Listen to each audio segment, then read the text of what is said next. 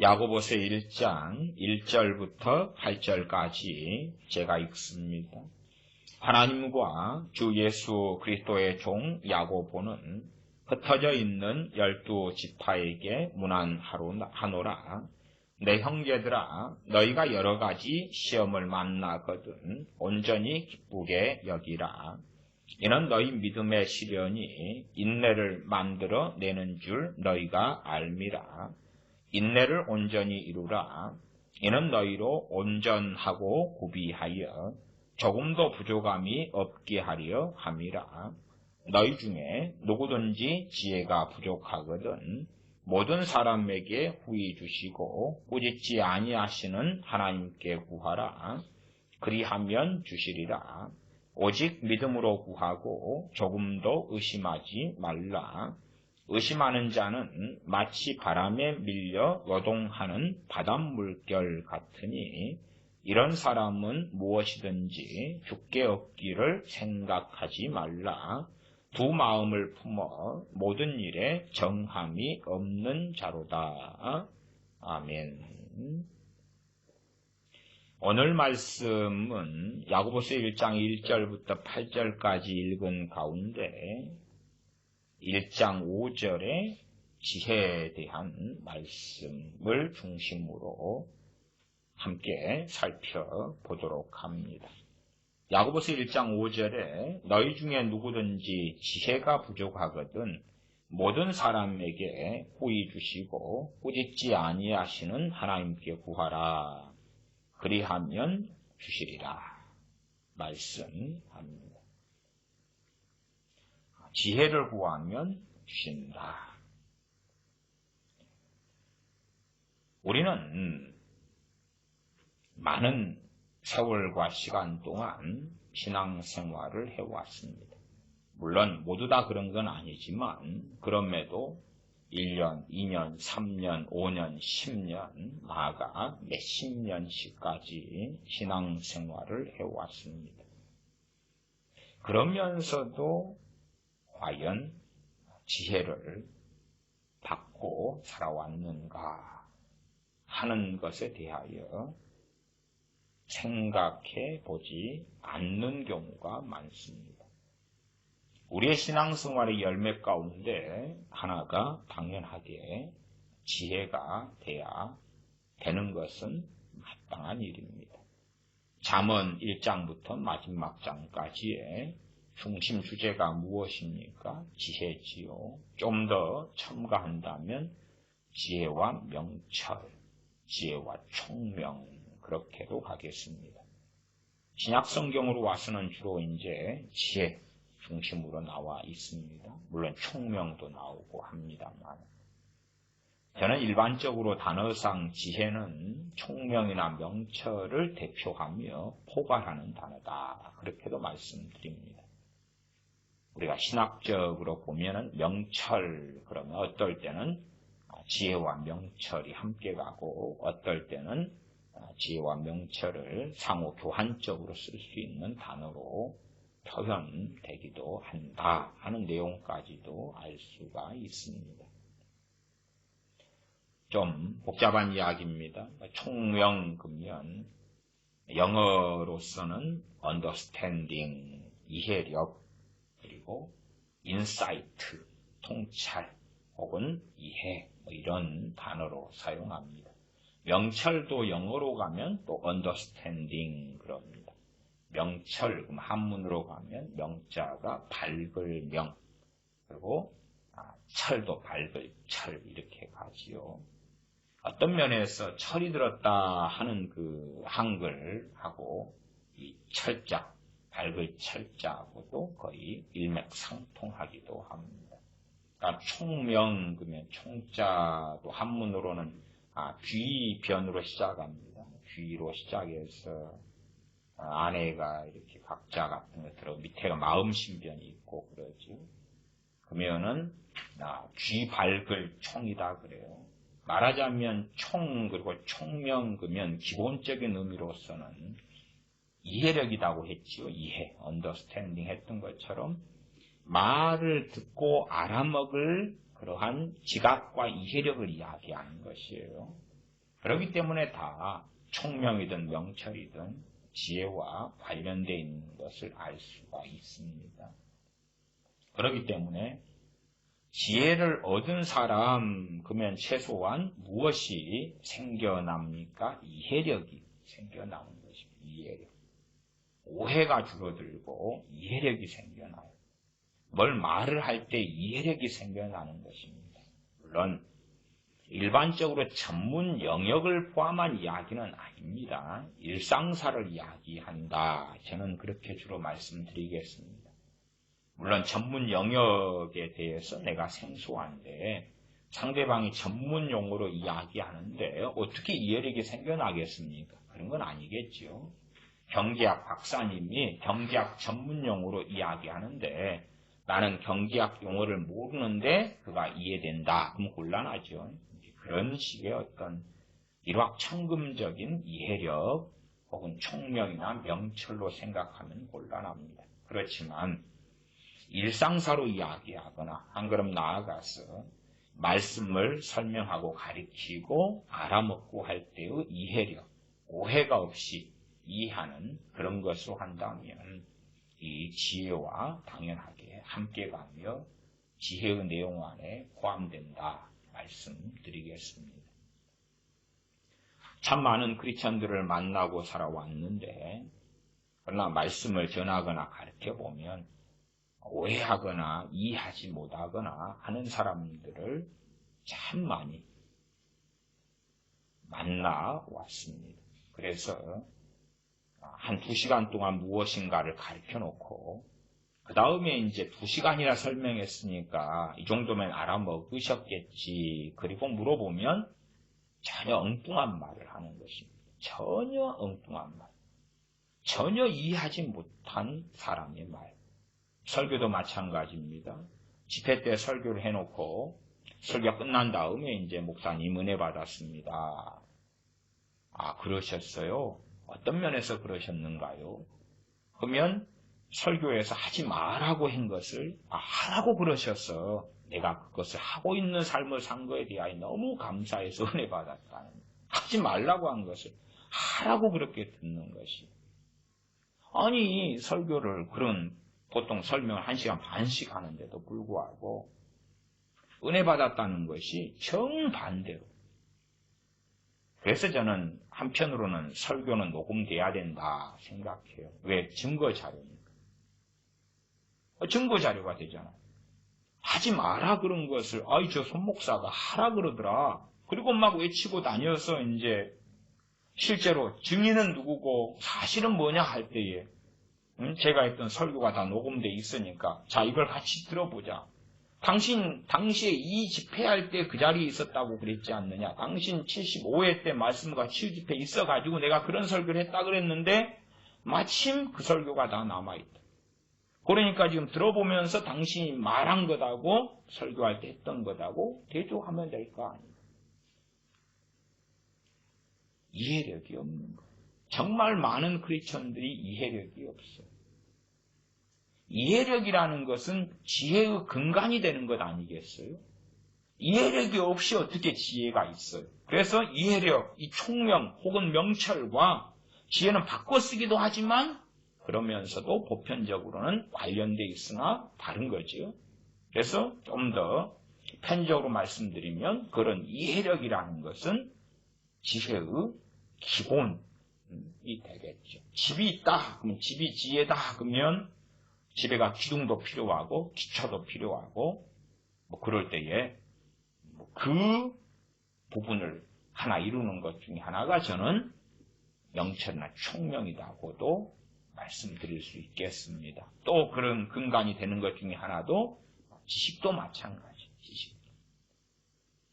그래서 일단은 기본적인 성경 말씀이니까 그걸 읽은 다음에 야고보서로 돌아오겠습니다. 잠언 2장을 좀 봐보겠습니다. 기본적인 말씀이에요. 잠언 2장. 시편 다음에 잠언입니다.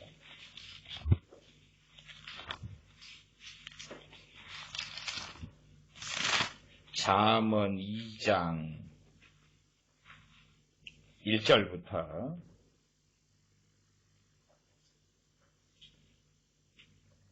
제가 읽어보겠습니다. 내 아들아, 너가 만일 나의 말을 받으며 나의 계명을 내게 간직하며 너 귀를 지혜에 기울이며 너 마음을 명철에 두며, 지혜와 명철과 근원적으로 잠언 2장 1절은 관련시키는 것이 뭡니까? 나의 계명, 하나님의 말씀이다. 그 말이에요. 3절 지식을 불러 구하며, 이 지식은 세상 지식을 이야기하는 게 아니라 하나님의 말씀을 아는, 말씀에 대한, 진리에 대한 하나님을 아는 지식을 이야기합니다. 지식을 불러 구하며 명철을 얻으려고 소리를 높이며, 우리가 얻으려고 소리를 높이는 것은 세상 명철이겠지요. 여기에서 세상 명철을 이야기하는 게 아닙니다. 은을 구하는 것 같이 그것을 구하며 감추인 보배를 찾는 것 같이 그것을 찾으면 그것은 대표하는 것이 지혜입니다. 여호와 경외하기를 깨달음이 하나님을 알게 되리니, 이것이 가장 근원적인 지혜다. 가장 근원적인 지혜는, 지혜를 구할 때에 그 지혜를 구하는 원천은 하나님의 말씀을 통해서지요. 그럴 때에 여호와 경외하는 것을 깨닫는다. 하나님을 알게 된다는 것이. 하나님의 말씀을 통하여 지혜를 얻고 명철을 얻고 총명을 얻는 것이지요. 6절 되죠. 여호와는 지혜를 주시며 지식과 명철을 그 입에서 내심이며, 이렇게 구분되어 있기도 해요. 히브리어 상으로는 지혜는 호크마라 그러고 지식은 나아트라 그러고, 그런 식으로 좀 단어들이 다릅니다. 그는 정직한 자를 위하여 완전한 지혜를 예비하시며 행실이 온전한 자에게 방패가 되시나니, 대저 그는 공평의 길을 보호하시며 그 성도들의 길을 보전하려 하시느니라. 2장 7절에 보니까 완전한 지혜를 예비하시는데 누구를 위하여 예비하신다 했습니까? 정직한 자를 위하여 예비하신다 말씀하셨어요. 그렇기 때문에 지혜를 받는 것은 선물인 건 맞는데 그 선물이 아무에게나 주어지는 건 아니다까지는 잠언 2장에서 확인할 수가 있습니다.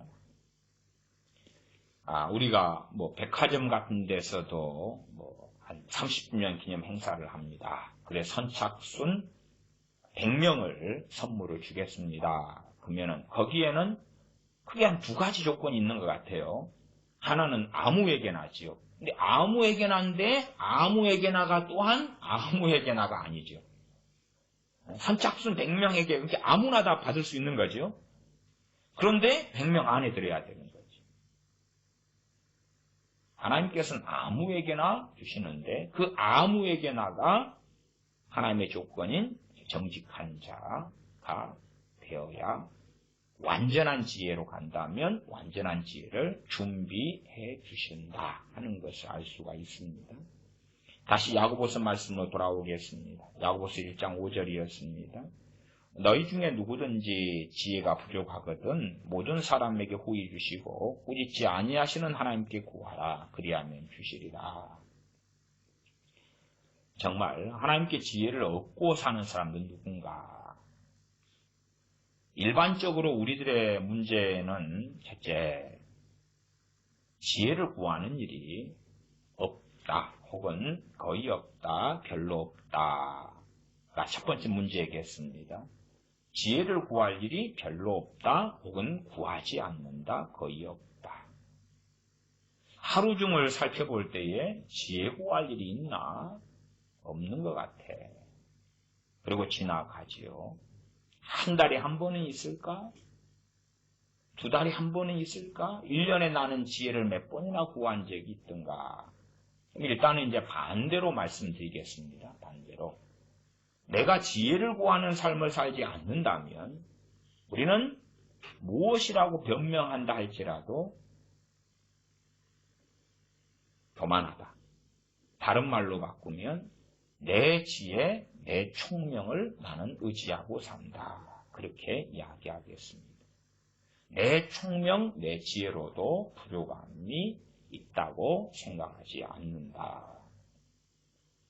제가 이 야고보서 1장의 지혜에 관련한 설교는 과거의 말씀과 지혜 집회 때도 한번 했고, 야고보서 강의할 때도 했고, 또한 설교 중에도 아마 10년 상간으로 해도 한두어 번은 하지 않았나 싶습니다. 그래서 제 목회로서 한 15년 정도의 설교가 주로 녹음되어 있고 저장되어 있는데 15년 상간에 한 4-5번 가까이는 되지 않나 싶어요. 그 이상은 설교는 하지 않았던 것 같고요.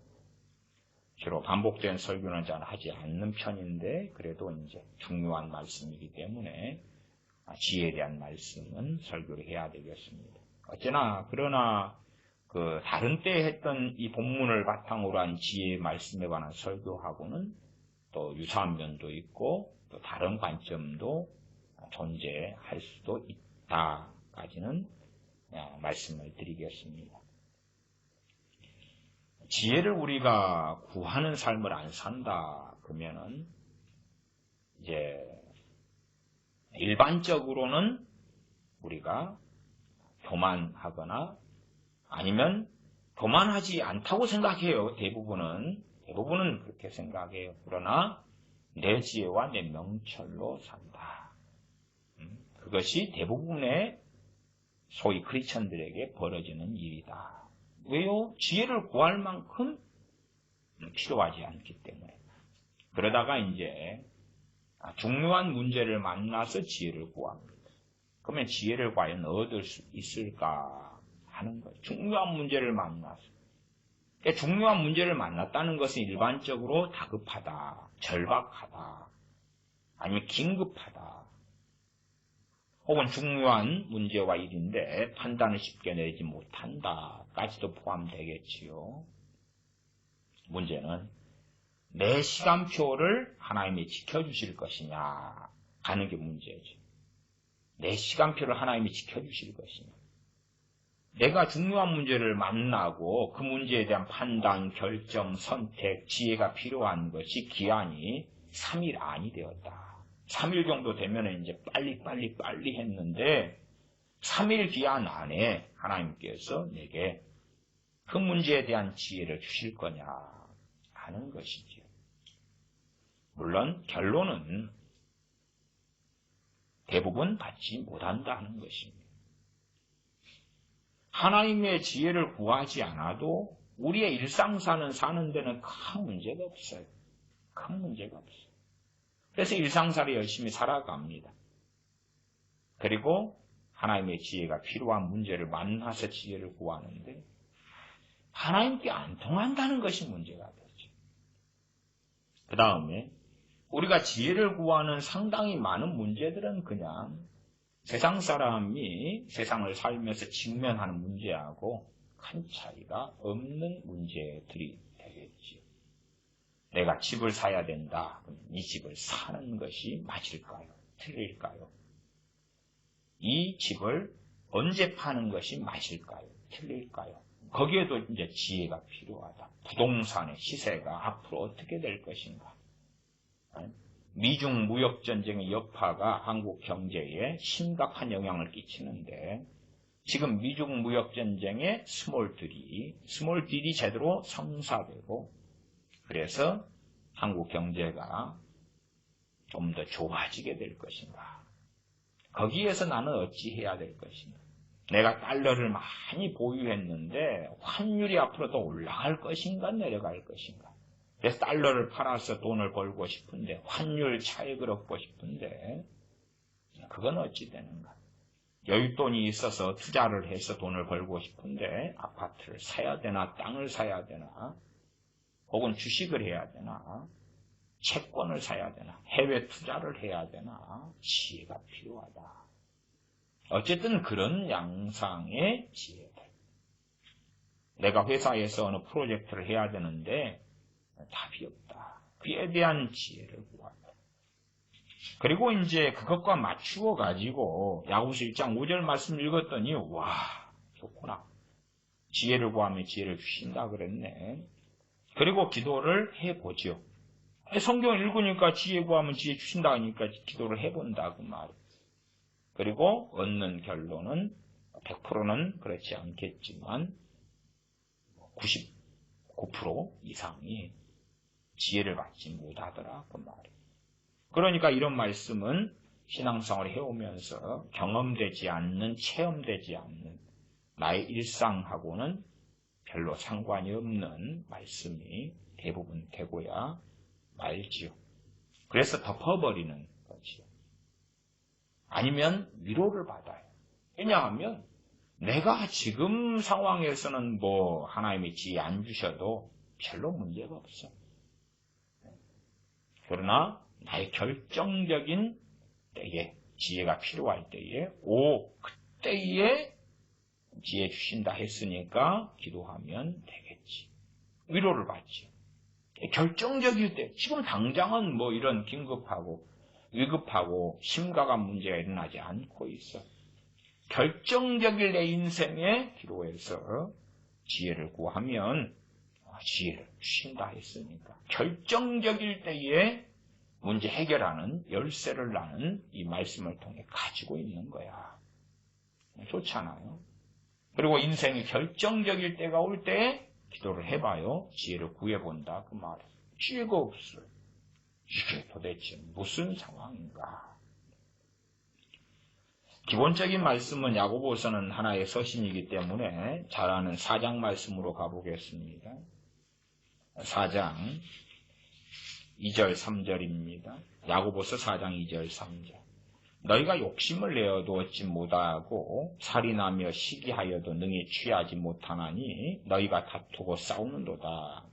너희가 얻지 못함은 구하지 아니하며 구하여도 받지 못함은 정욕으로 쓰려고 잘못 구함이니라.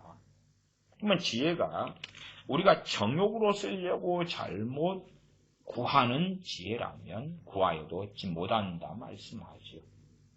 보편적으로 정욕으로 쓰려고 한다. 그럴 때에 우리의 많은 사람들은 이 정욕이라는 것에 대한 이해를 아주 좁게 만드는 경향이 있어요. 좁게, 아주 좁게 작게 협의적으로 만들어가지고 최대한 그 내가 생각하고 주장하는 정욕의 울타리 밖에 나를 두려고 하는 사람들이 다수가 되지요. 정욕이냐 정욕이 아니냐 기준은 내가 주님 안에서 살아가느냐 밖에서 살아가느냐. 다른 말로 주님과 함께하면서 주님의 영광을 위하여 살아가느냐. 그럼 정욕이 아니겠죠. 그러나 내 영광을 위하여 살아가면 정욕이죠. 내 주님 안에서 우리가 이것저것 또 누릴 수가 있어요. 주님 안에 산다 해서 금욕주의자가 되는 건 아니라 그랬어요. 주님 안에서 여행도 할 수 있고 맛집도 갈 수 있고 좋은 옷도 사고 쇼핑도 할 수 있어요. 놀이공원도 갈 수가 있어요. 그러나 주님 안에서. 그러나 주님은 온데간데 없고 나의 만족과 나의 행복을 위하여 밥을 먹는다. 정욕이죠. 하나님의 영광을 위하여 살아갈 마음도 가치관도 없다. 그러면은 우리가 사는 걸음마다 정욕인 거예요. 술을 마시고 마약을 하고 동성애를 하고 나이트클럽을 가고 그런 것만이 정욕이 아니다. 그 말이에요. 대한민국의 자유민주주의를 위하여 그래서 소위 애국자가 된다고 합시다. 그러나 왜 자유민주주의 국가가 지켜져야 되냐 그럴 때에 내 자식들이 편안하기 위하여 공산국가가 되면 내 자식이나 나나 신앙생활도 쉽지 않고 힘들기 때문에 평안하지 않기 때문에 또한 내가 사는 터전, 직장, 직업, 생계가 위험하기 때문에 그렇다면 그러한 애국 운동이라 할지라도 정욕이 된다는 것은 이해를 해야 되는 거예요. 하나님의 나라를 위하여 살지 않고 세상 나라를 위하여 살면 그건 정욕인 것이에요. 그게 아무리 옳게 보이고 정당하게 보인다 할지라도 그런 것이에요. 성경의 기본 개념과 말씀의 이해를 하고 있어야 돼요. 그러나 우리가 생각하는 보편적 정욕이란 나를 거기에서 제외시켜 놔야 되니까 마치 내가 술을 한 병을 마시는 사람이라면 2병부터가 정욕이야. 한 병으로는 나는 취하지 않고 끄떡없어. 나는 취한 게 아니야. 아니면 내가 담배를 피우는 사람이라면 담배 피우는 건 정욕이 아니야. 내가 음식을 아주 좋아해서 맛집 순례를 때마다 하는 사람이라면 야, 세상에 음식 먹지 않고 어떻게 살아? 이런 것은 정욕 아니야. 나이트클럽 가서 그래서 남자 여자들이 부킹을 한다든지 또한 원나잇을 즐긴다든지 그 정도가 정욕 아니겠어? 그래서 최대한은 정욕의 의미와 내용을 축소시켜서 그 울타리와 원을 줄여가지고 자기를 밖으로 빼버리는 거지. 난 정욕이 아니야. 그렇기 때문에 야고보서 1장 5절로 돌아왔을 때에 내가 나의 가정사나 직장생활이나 교회생활이나 인생사나 대인관계 속에서 또한 돈 문제 관련해서 하나님께 지혜를 구하는 것은 정욕이 아니야. 정욕이 아니야. 그렇게 해서 하나님께 지혜를 구한다 그 말이에요. 그러나 과연 지혜를 받느냐? 지혜를 받느냐 그 말이지. 그리고 이제 이 야고보서 1장 5절에 지혜를 구하라. 지혜가 부족하거든 구하라. 보통 때는 부족하지 않다고 하고 살아오다가 그래 말씀 그대로 맞는데 나 부족한 상황을 만났어. 그러면 지혜를 구해. 주신다고 모든 사람에게 호의 주시고 호의 넉넉하게 충분하게 호의 주시고 나는 10,000원을 구했는데 10만 원을 주다니. 엄마 나 용돈 10,000원만 필요해요. 10,000만 원이다. 호의 용돈을 받았다 그 말이에요. 호의 주시고 꾸짖지 아니하시는 하나님께 구하라. 니 왜 그리 자주 구해? 적당히 해. 그걸 안 하신다 그 말이에요. 100번이면 100번, 1000번이면 1000번, 10,000번이면 10,000번 꾸짖지 않고 주신다 그 말이에요. 그러나 야고보서 4장 2절로 가면 정욕하고는 상관이 없다 그 말이에요. 정욕으로 구하는 그러한 기도는 응답받지 못한다. 정욕으로 구하는 기도 가운데 지혜를 구하는 기도도 거기에 존재하겠지요. 저는 제가 설교를 하기 전에 이모저모로 생각을 해보았어요. 자, 요즘 세대나 저희 세대나 마찬가지로 영어 공부 같은 것은 어릴 때부터 많이 해왔잖아요. 저야 중학교 들어가서나 영어 공부를 학교에서 시작해서 중학교 들어가서 ABC들을 배운 입장이니까. 오랜 세월을 영어를 중학교, 고등학교, 대학교 그렇게 해왔는데 저는 영어 공부하는 데서 지혜를 구했을까 안 구했을까 생각이 안 나는데 아마 안 구한 것 같아요. 안 구한 것 같아요. 또한 지혜를 구했다. 영어 공부하는데 지혜를 구했다 해서 응답이 왔을까? 그럴 때도 이거 좀 쉽지 않은 것 같아요. 영어 공부를 하는데 내가 지혜를 구했을까? 그럴 때 안 구한 것 같아요. 안 구한 거. 왜? 어쨌든 간에 저는 영어 실력이 형편이 없어요. 형편이 없어요. 영어도 제대로 할 줄 몰라요. 그러니까. 근다 해서 영어 실력에 영어 공부에서 지혜를 구했다면 지혜가 왔을까? 그럴 때도 퀘스천 마크고. 그런 것은 이제 저같이 영어를 전문적으로 사용하지 않는 사람보다도 사용해야 될 사람이 이제 영어에 있어서 지혜를 구해본 다음에 이 말씀과 관련이 어떻게 되어지는가 그런 이야기를 경험적으로 하고 대화가 좀 필요하지 않을까 싶어요. 저는 스페인어를 공부하면서 어쨌든 그래도 공부한 지가 시간이 이제 흘러오고 있는데 지혜를 구하지 않고 있는 상황이에요. 최소 지금 1년 7개월 됐나요? 현지에 와서 이제 산 지가. 그래도 지혜를 스페인어를 하면서 지혜를 구하고 있나 그럴 때에 안 구하고 있는 저를 발견해요. 그러니까 구해야 되겠죠. 지혜를 구해야 되겠죠. 지혜를 구하지만 스페인어를 공부하는 목적과 동기에 있어서 하나님의 영광이냐 내 영광이냐 하는 것은 확연히 해야 될 것이고, 나아가서 내가 노력도 하지 않고 수고도 하지 않고 그리고 열매를 따려 한다면 하나님께서는 인정하실 이 자체가 없을 것이다. 그 말이죠. 그래서 기본적으로 그러한 것들은 경험해야 될 것이다. 그 말입니다.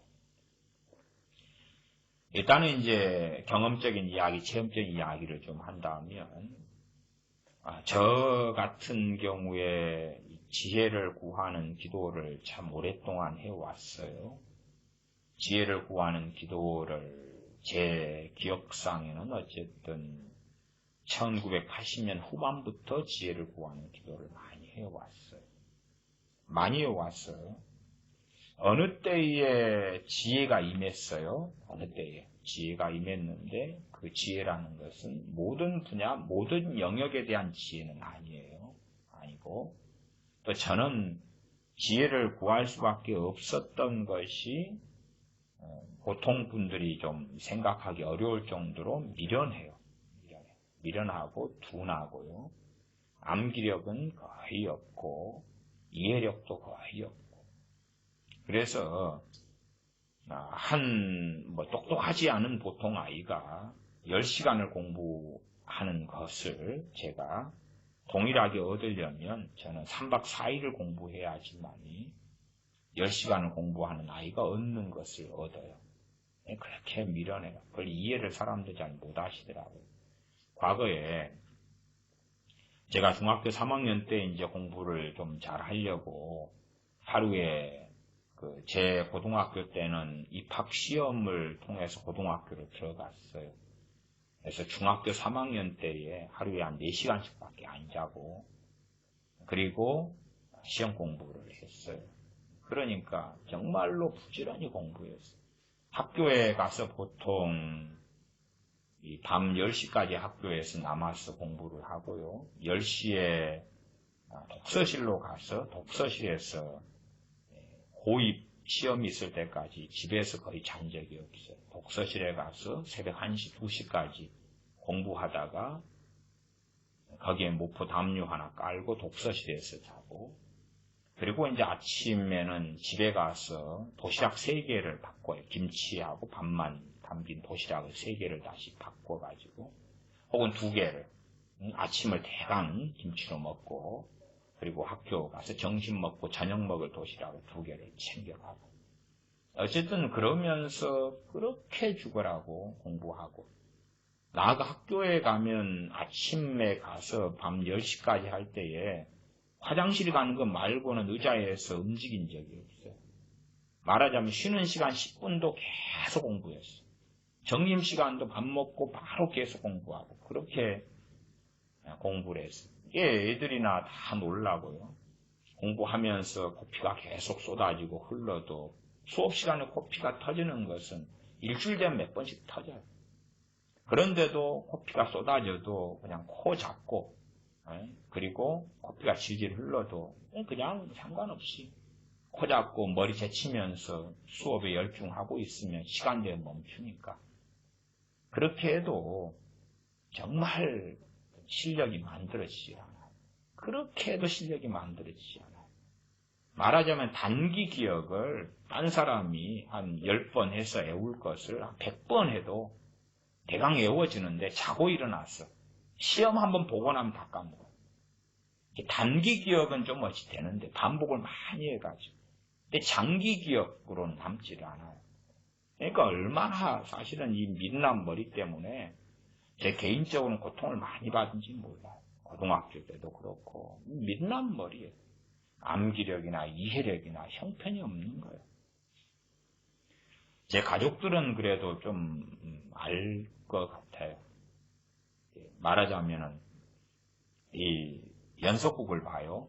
이 연속극을 보면은 이제 제 3년 위에 형이 있고 3년 아래 동생이 있는데 형보다도 동생하고 연속극을 볼 때가 간혹 있어 왔으니까요. 그러면은 제가 이제 그 연속극을 1회부터 예를 들어서 5회차까지 보고 있어요. 1회부터 5회차까지. 그럼 5회 동안 1시간짜리면 5시간을 보고 있단 말이에요. 근데 연속극 내용을 이해를 못해요. 연속극 내용을 이해 못한다는 게 참 위대하잖아요. 제가 위대한 사람이거든요. 그래서 왜 저 배우가 이 상황에서 5회차인데 저 여자 주인공한테 이런 대사를 하는가 이해를 못해요. 이게 제 동생이 이제 들어와요. 제 동생 예를 들어서 그 드라마를 한 번도 안 봤어요. 그냥 저는 지금 이제 드라마가 5회차고 시작해가지고 30분 됐어요. 30분 됐어요. 그러니까 30분 동안 보고 있는데 제 동생은 그냥 들어와요. 그냥 들어와. 그러니까 한 번도 안 본 드라마를 중간에 5회차를 30분 하는 때 와가지고 앉았단 말이에요. 그리고 저랑 같은 장면을 봐요. 근데 저 남자 주인공이 여자 주인공한테 왜 저 말을 하는지를 제가 이해를 못해서 동생한테 물어봐요.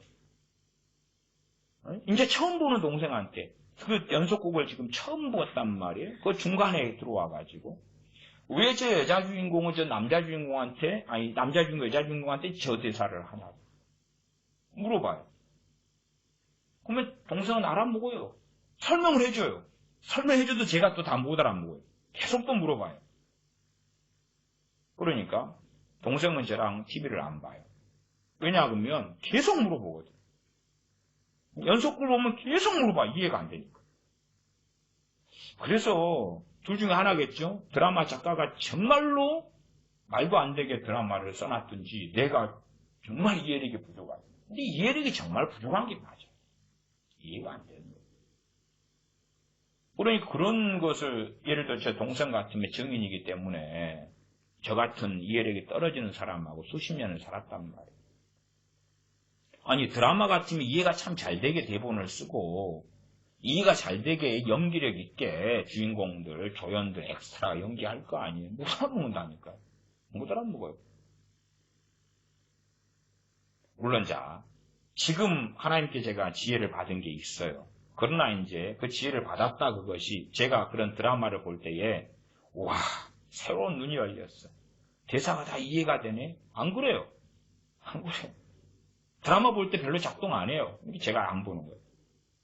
모르겠는데. 쟤는 또 왜 저래? 왜 저래? 왜 이해 안 되는 대사들이 중간중간에 생겨나요?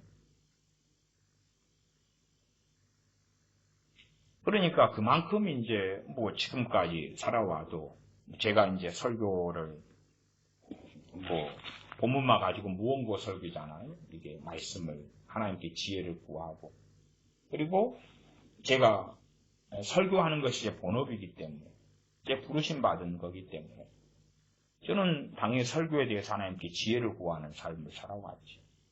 말씀을 구하는 삶을 살아왔고 그러니까 설교 관련해서는 지혜 말씀 은사를 받았어요. 그래서 설교만 하려고 그러면 하나님 말씀을 전해야 돼요. 그 말씀 그냥 와요. 말씀 그냥 와요. 그러니까 제 영역에 있어서는 제가 말씀을 전할 때 사람들이 그런 설교를 하니까 우리가 환호해 줄게요. 우리 귀에 듣기 좋은 설교를 해주세요. 그렇게는 구하진 않고 그렇게 한다면 설교 관련한 하나님께로부터 온 지혜가 소멸되거나 사라져요. 그렇게 할 수 없는 거예요. 사람의 귀를 즐겁게 할 수 있는 설교를 할 수 없어요. 그렇게 한다면 성령님이 주시는 그런 지혜들은 소멸될 수밖에 없기 때문에 그래요. 내 정욕과 내 영광을 위하여 주신 지혜가 아니기 때문에 그러죠. 어쨌든 그러나 말하자면 지혜를 받았다. 그거 생각해 보십시다. 그러면 이제 제가 설교를 예제로 들었으니까 뭐 100년 아니면 앞으로 뭐 살면 얼마나 살지 몰라도 10년, 20년 설교 지혜를 받았으니까 설교를 끄집어내면 돼. 아니 그건 안 되거든. 그건 없거든요. 설교 때마다 지혜를 구해야 되고 지혜를 받는 거예요. 지혜를 받는 거예요. 지혜를 받는 거예요. 어쩔 때는 지혜를 구하는 것보다도 그냥 말씀을 걸어가며 생각을 해요. 생각을 해요. 이 말씀이 이런가 생각을 하면 그 말씀에 대한 설교가 와요. 영감이 오고 설교가 와요. 그러면은 핸드폰을 켜서 메모장에 설교를 적어놔요. 그리고 또 식탁에 앉아서 밥 먹다가 말씀을 문득 생각하거나 그러면 설교 영감이 오고 말씀이 와요. 그러면 또 밥 먹다가 얼른 메모장에다 적어놔요. 그러니까 설교를 안 하고 지나온 메모장에 남겨진 설교만 해도 뭐 수백 편은 넘어가요. 다 못하고 지나왔고 다 못하고. 그래도 어느 때 되면 또 3개월 전에 저 말씀에 대한 영감이 오고 지혜가 왔는데, 설교에 대한 지혜가 왔는데, 까맣게 잊고 있었는데 3개월 지난 다음에 다시 온 거예요. 나중에 3개월 전에 메모장을 찾아보니까 그게 똑같이 있는 거예요. 저는 이번에 처음 받았다고 생각했는데 이미 3개월 전에 받았는데 설교를 안 하고 지금 잊혀진 거예요. 메모장이 주로 꽉 차거든요. 이게 300개 꽉 차고, 또 더 이제 양이 많은 것 메모장이 때가 되면 차고 그랬어요. 옛날 거 지우려고 한 번씩 하면 그런 많이 있는 설교 메모들이 있어요. 시간이 지나버리면 이 설교에 대한 지혜는 유통기한 같은 게 좀 있어서요. 시간이 많이 지나면 영감이나 지혜가 사라져요. 사라지고 이제 현재 요즘 맞는 것에 대한 것이 좀 많아지지요. 최근에도 설교를 해야 되는데 편을 안 하고 지금 건너뛰고 넘어온 것도 있고 그래요. 그래서 다시 지금 하려고 하면 그 지혜가 사라져 있어서 못해요. 그래서 그런 어떤 말씀들이 많이 있어요. 지혜에 대한 오늘 설교도 말씀이 영감이 오고 설교에 대한 지혜가 오니까 설교를 하는 거지, 그렇지 않으면 못한다 그 말이에요. 그러니까 저는 이제 목사로서 제 영역에서 말씀이다 그러면 말씀의 지혜, 이 말씀이 목사로서의 말씀에 대한 지혜만 가지고 적어진 말씀이 아니잖아요. 그 제한이 있는 게 아니죠. 각 지체마다 부르심이 틀리기 때문에 어떤 사람은 건축가일 거고, 어떤 사람은 요리사일 거고, 어떤 사람은 가정주부일 거고, 어떤 사람은 학교 선생님일 거고, 다 틀릴 거 아니에요. 어떤 사람은 농사 짓는 사람일 거고, 어떤 사람은 엔지니어일 거고, 다르다고 말이에요. 그런 삶을 살아감에도 그래도 일단 근원적인 것은 모든 크리스천은 다 말씀의 사람이 되어야 되기 때문에 말씀 앞에서는 다 지혜의 부족은 통감해야 되겠지. 그래서 일단은 기본적으로는 다 공통점은 이제 하나는 찾고 시작할 수 있는 거예요. 말씀에 대하여 지혜를 구하지 않는 사람. 그러면 하나님을 사랑하지 않는 사람이다. 하나님에 대한 관심이 없는 사람이다. 나아가 말씀에 대한 지혜를 구하는데 말씀을 열심히 상고하지 않는다. 그러면 또 말씀에 대한 지혜는 올 수도 없는 사람이고, 그 사람이 말씀을 영의 양식으로 삼아서 산다면 말씀에 대한 지혜는 구해야 되죠. 왜냐? 그러면 읽는다고 그것이 내 영의 양식이 되는 게 아니라 말씀은 깨달아야 되니까. 깨달아지지 않으면 길가에 떨어진 씨앗처럼 마귀가 와서 빼앗아 간다 그랬지. 듣고 깨달을 때에 최소한 돌짝밭이라도 될 수 있다고 말이에요. 그래서 말씀을 읽는데 깨달아지는 게 없으면 패스되는 거지. 안 되면 최소한 읽으면서 말씀을 마음에 담아두고 암기라도 하려고 애라도 써야 되겠지요. 그러나 그럼에도 어쨌든 말씀에 대해서 지혜를 구하는 것은 필수인 거죠. 왜? 우리의 양식, 우리의 육의 양식만이 아니라 우리의 영혼의 양식은 하나님의 말씀이기 때문에 그러하다 그 말이에요. 그래서 말씀에 대한 지혜를 구하지 않고 살아가는 사람들은 말씀에 대하여 깨닫거나 이해하는 그러한 지혜와 지각을 얻지 못하다. 반대로 말씀을 잘못 이해하고 해석하고 전하고 가리키고 잘못 듣고 잘못 믿고 그러한 일이 비일비재하게 벌어진다 그 말이지. 한국 교회나 미국 교회나 유럽 교회나 다 대동소이하게 가장 심각한 문제가 말씀에 대한 지혜, 말씀에 대한 총명, 말씀에 대한 명철, 말씀에 대한 지각이 없는 것, 받지 못하는 것. 신학자들이 논문을 써요. 성경을 기반으로 해서 성경의 주제를 가지고 박사학위도 쓰고 신학 논문을 써요.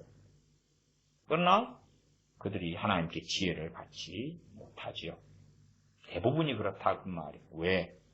자신의 신학자로서의 명성과 영광을 위하여 나아가 자기가 생각하는 어떤 논제에 대해서 하나님의 말씀과 상관없이 자기가 생각하는 주장에 대하여 성경을 가지고 어떻게 짜집기 해가지고 자기의 주장을 증명할까 하는 논문을 쓰려는데 말씀에 대한 지혜를 주실 리가 없다. 그 말이 없다. 고린도전서 12장에는 성령의 9가지 은사의 목록이 전반부에 나와 있습니다. 후반부에는 또 다른 은사의 목록이 추가됩니다. 전반부 12장 가운데 첫 번째 성령 은사로서 지혜의 말씀 은사가 나와 있어요. 그러면 이제 지혜를 구하는 삶을 살다가 어느 때 되면 은사로 주신다 하는 것까지 제가 말씀을 드리겠습니다. 지혜의 말씀에 은사가 온다. 그러면 그때에는 이제 지혜를 구하는 것은 그 지혜 말씀 은사가 온 영역이라면 쉽지요. 쉬워요. 지혜가 오는 건 쉽다. 그 말. 그러나 야고보서 1장 4절로 가면 인내를 온전히 이루라. 이는 너희로 온전하고 고비하여 조금도 부족함이 없게 하리 함이라. 인내 이야기하면서 5절에 지혜가 부족하거든요. 그래요. 그러니까 이것은 하나로 연결되어 있지요. 전혀 다른 이야기가 아니라 문맥으로 이어져 있다. 그 말이에요. 물론 제가 가진 이 성경, 개역 성경에는 문맥을 나눠놨는데 야고보서 1장이다. 그럼 1장 1절이 한 문맥, 2절부터 4절까지가 한 문맥, 5절부터 8절까지가 한 문맥 이렇게 나눠놨어요. 그러나 이런 나누는 것은 문제가 있다. 저는 그렇게 보고요. 1장 4절이 인내하고 지혜하고 관련된다. 말하자면 지혜를 내가 구했는데 바로 주어지는 게 아니다. 그 말이에요. 그냥 내가 지혜를 구하자마자 구하자마자 쑥 그런 게 아니지. 그런 게 아니다. 그 말이에요. 그래서 지혜를 구하고 지혜를 밟는 것에는 여러 가지가 관여된다. 그 가운데 정욕은 안 되고, 첫 번째. 두 번째는 인내가 필요하다. 인내가 필요하다. 그 다음에 인내만으로도 안 된다. 인내만으로도 안 된다. 6절로 가면 오직 믿음으로 구하고 조금도 의심하지 말라. 무엇이 필요하죠? 믿음이 필요하죠. 믿음은 실체가 있습니다. 제게 온 최근의 설교의 리스트 중에도 믿음에 대한 설교가 있어요. 그래서 믿음에 대한 설교는 하긴 다시 해야 되는데 그러고 있습니다. 아니면 지금 잠깐의 믿음에 대한 이야기를 하면서 그 설교가 이제 가름되고 사라질 수도 있어요. 근데 믿음은 실체가 있죠. 실체가. 믿음은 실체가 있는 거예요. 실체가.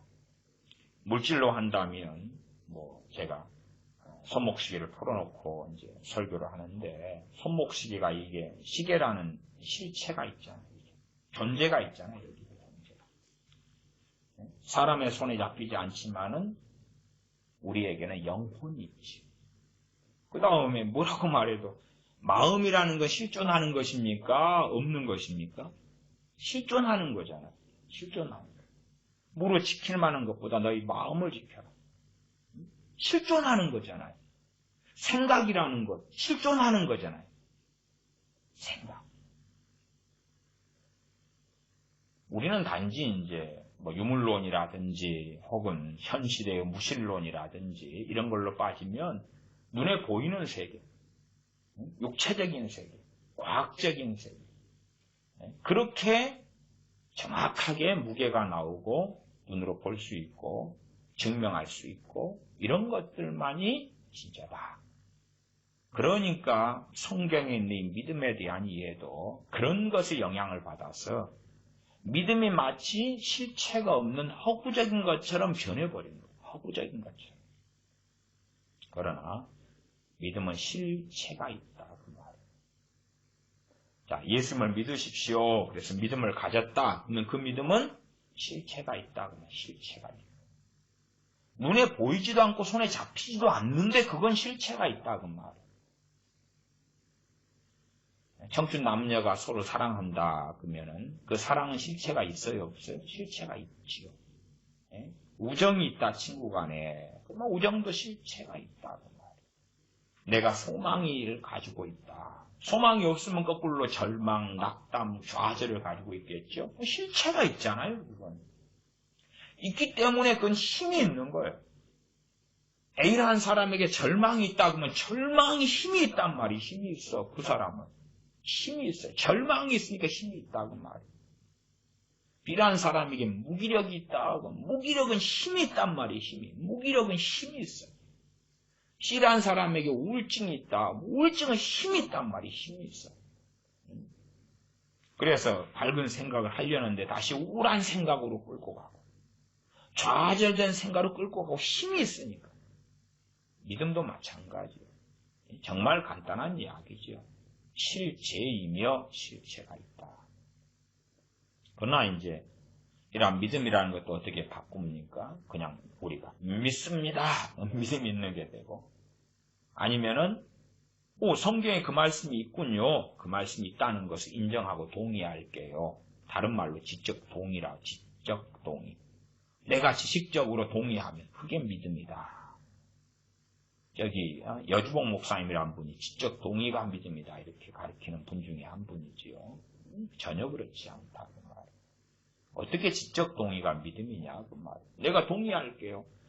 신학책 적어 있지요? 저 신학책의 내용에 내가 동의해요. 그러면 신학책에 적어진 성경 해석이 바르다고 합시다. 어떤 신학책. 그럼 거기에 있는 것에 대하여 동의하기 때문에 나는 저 신학책에 적어진 것의 성경 해석이나 주장에 대한 믿음을 가지고 있다. 그건 결코 그렇게 될 수 없다 그 말. 신학자들이 가진 믿음은 동의적인 믿음이 대부분이에요. 나 신학책 100권 읽었는데 나 그 지식을 가지고 있기 때문에 그 지식에 대한 기억과 정보를 가지고 있기 때문에 하는 믿음이 있어. 하나님은 자비하셔. 나 그 자비하신 하나님에 대한 믿음이 있어. 하나님은 사랑이셔. 하나님은 오래 참으셔. 하나님 용서하기를 좋아하시고 기뻐하셔. 나 그 하나님에 대한 지식과 정보를 가지고 있기 때문에 나는 그런 하나님에 대한 믿음을 가지고 있어. 그렇지 않다고 말이야. 믿음은 실체가 있고 실체가 있어. 불이 있기 때문에 불은 뜨겁죠. 진짜 불은 뜨겁다고 말이야. 그런 것처럼 물이 있으면 물도 실체가 있는 것처럼 믿음도 그렇다. 그래서 오직 믿음으로 구하고 그 말은 믿음이 없는 사람은 믿음으로 구한다, 믿음으로 기도한다 그럴 수 없겠죠. 믿음이 없는 사람은 그렇게 할 수 없는 거예요. 그리고 믿음이라는 것은 어떤 사람은 많고 어떤 사람은 적고 어떤 사람은 없는 거예요.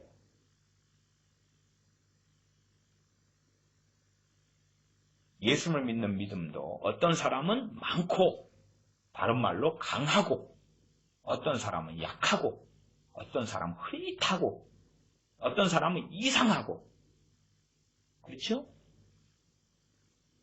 그 믿음은 그렇게 실제가 있는 거예요. 그러니까 내가 예수님 믿는 크리스천이에요. 그러나 믿음이 없다. 아니 소위 말하면 예수를 믿는 믿음이 있는데 지금 여기 있는 말씀은 예수를 믿는 믿음을 이야기하는 게 아니고 지혜를 구하는 데 있어서의 믿음을 이야기하고 있는 거예요. 그러니까 믿음이 없으면 믿음으로 구하고 했는데 믿음으로 구하고는 믿음으로 기도하고죠. 믿음으로 기도를 못하죠. 기도는 해요. 기도는 해요. 그러나 믿음으로 한 건 아니에요. 그냥 기도는 한 거예요. 그리고 주장도 할 수 있어요. 들어주실 줄 믿습니다. 그랬을 수도 있다 그 말이에요. 그러나 그것은 희망사항이지 그것이 믿음은 아니다 그 말. 그래서 인내가 필요한 것은 서로 믿음으로 구했다 해도 내가 구한 즉시 혹은 내가 구하자마자 혹은 그 지혜가 필요한 나의 타이밍과 나의 시간표에 주시지 않을 때가 대부분일 거다 그 말이에요. 그럴 때도 나는 믿음으로 구하고 있는 중이어야 한다 그 말이지. 나는 그럼에도 믿고 있어야 한다 그 말이지. 그리고 나가 계속 지혜를 구하고 있어야 한다 그 말이지. 지혜를 받지 못하는 여러 원인이 그래서 존재하지요. 그 중에 또 한 원인은 믿음이 없는 거예요. 사람들은요, 크리스찬들을 만나면 그렇게 생각해요. 나 예수님 믿어요. 그러니까 믿음이 있다 그러는 거예요. 그러나 성경 본문마다 가리키고 이야기하는 믿음은 다른 종류들을 이야기할 때가 많다고 말해요.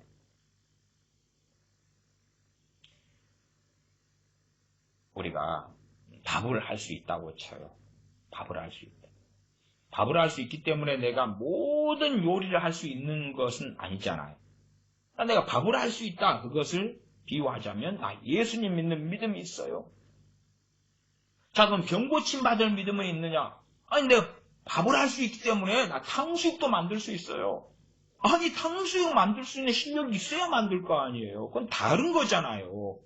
음식 종류가 다르고 식사 종류가 다르잖아요, 이게. 다른 종류의 요리단 말이에요. 내가 배추김치를 담글 수 있어요. 배추김치를 담글 수 있다 해서 갓김치도 담그고 깍두기도 담그고 채김치도 담그고 뭐 다른 파김치도 담그고 다 담길 수 있다는 건 아니단 말이에요. 그러니까 많은 사람들이요. 예수님 저는 믿어요. 그래서 난 믿음이 있어요. 그러니까 예수님 믿는 믿음을 가지고 다른 데 다 해당되는 거예요. 그렇게 생각을 하는 거예요. 참 놀랍지요. 놀라워요. 귀신을 쫓아내는 거에 대한 믿음은 예수님 믿는 믿음하고는 다른 거예요. 다른 거다. 병을 고치는 믿음도 다른 거고 기도응답 받는 믿음도 다른 거고 하나님께 필요를 공급받는 믿음도 다른 거예요.